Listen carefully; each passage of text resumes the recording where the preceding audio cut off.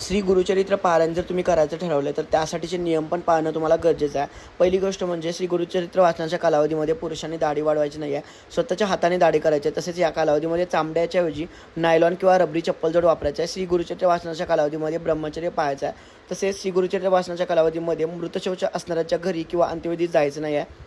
स्वतःच्या कुटुंबात जर मृतशौच आली किंवा जननशौच आली तर अशा वेळेस श्री गुरुचरित्र पारायण दुसऱ्या कोणाकडून तर पूर्ण करून घ्यायचं आहे, अर्धवट सोडायचं नाही आहे. श्री गुरुचरित्र वाचनाच्या कालावधीमध्ये मासिक पाळी विषयक अशौच सांभाळायचं आहे, महिलांनी याची काळजी घ्यायची आहे.